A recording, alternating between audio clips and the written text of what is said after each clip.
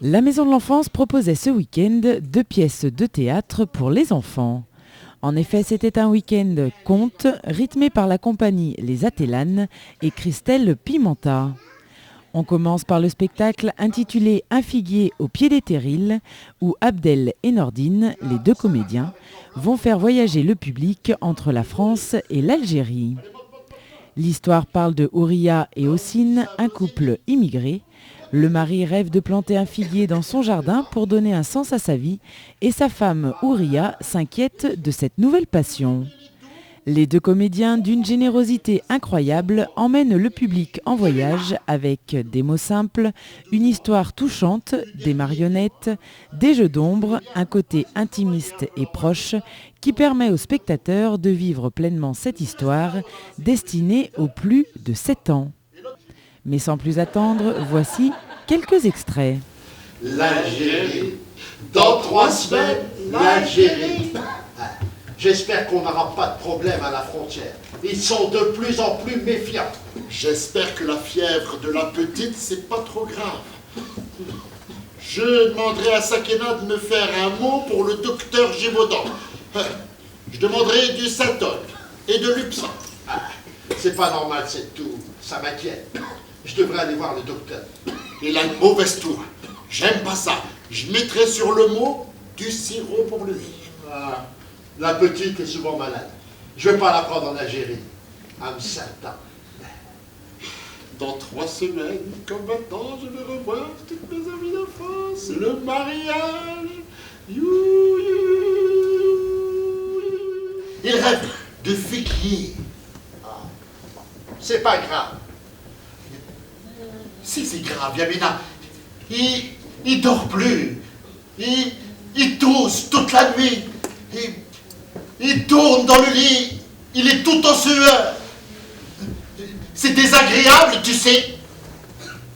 Enfin non, toi, tu ne sais plus. Comment il va ton père, mon neveu? Il va bien, mon oncle, il va bien. Il est à Oran maintenant. C'est bien, c'est bien. Ah, t'es un brave garçon, toi. Mon oncle, oui. Tu peux pas rester là, c'est militaire.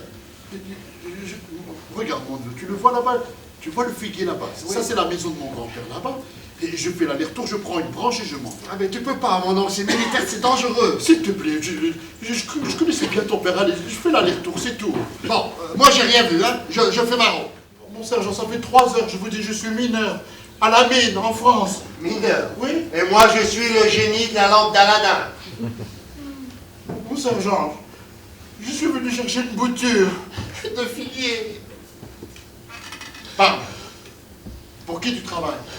Mais depuis hier, je vous le dis, le mariage il est commencé, le taxi il est parti, le carrelage il n'est pas posé. Parle, pour qui tu travailles? Je suis venu chercher une bouture de figuier. À vous. Oui, voilà. Oui, ben voilà mon commandant, oui, je suis un espion, voilà, allez, voilà, c'est tout. Voilà, il est à la retraite. Mais rien n'a changé. Tout est pareil. Bien sûr, il n'est pas passé par la musette, par le Béhouida, par les moubelettes, par la mine. Aujourd'hui, c'est direct. Café, figuier. Ici, le ciel était si bas, on se sentait comme à l'étroit. On avait froid.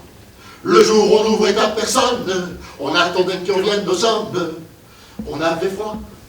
Juste pour dire une blessure d'une bergère de soldat. Juste pour dire la déchirure d'une enfant mère jetée au froid. On poursuit ensuite avec un conte d'un tout autre genre, intitulé « Et hop ». Ce spectacle est un enchaînement de petites histoires dynamiques et drôles qui entraînent les spectateurs d'un matou rouge à une grenouille affamée ou encore d'un crocodile qui voulait être une fleur à un boa qui fait des bulles. D'un son, d'un mot, d'un regard ou d'un saut, et hop, le public bondit d'une histoire à l'autre. La vivacité et la malice de Christelle Pimenta en font une conteuse originale et ô combien passionnante. Son attention se poste sur la relation avec les enfants. Les histoires sont d'ailleurs pour elle des chemins pour se rencontrer. Avec Et Hop, elle ose le geste, esquisse une danse, chante en portugais. C'est son corps tout entier qui raconte. Image. Rouge Matou l'aurait bien croqué, cet oiseau-là. Mais il s'est dit qu'il préférait un oiseau plus gros pour son dîner. Alors Rouge Matou a donné à l'oiseau des graines de blé et des graines de tournesol à picorer. Et l'oiseau, il a mangé, il a grossi, il a mangé, il a grossi, il a mangé, il a grossi, il a mangé, il a grossi, il a mangé, il a grossi, il a mangé, il a grossi, il a mangé, il a grossi, il a mangé, il a grossi. Il est devenu très très gros, cet oiseau-là. Mais il a aussi appris à voler et Rouge Matou a vu son dîner s'envoler. Est arrivé le petit lapin qui a dit au crocodile « Bonjour crocodile !»« Je ne suis pas un crocodile, je suis une fleur. »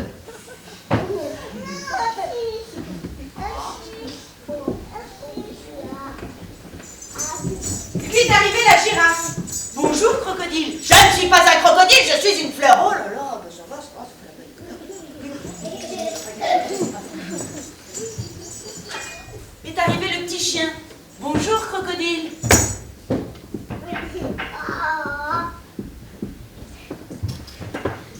Et là, le crocodile n'a même pas répondu.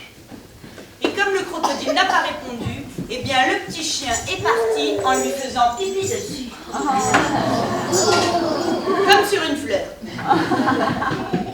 Une mouche bien réveillée, sur une souris qui sommeille, sur un chat qui fait la sieste, sur un chien assoupi, sur un garçon qui, sur une grand-mère qui, sur un lit douillet, ouais, dans la maison, à dormir debout, tout le monde est endormi.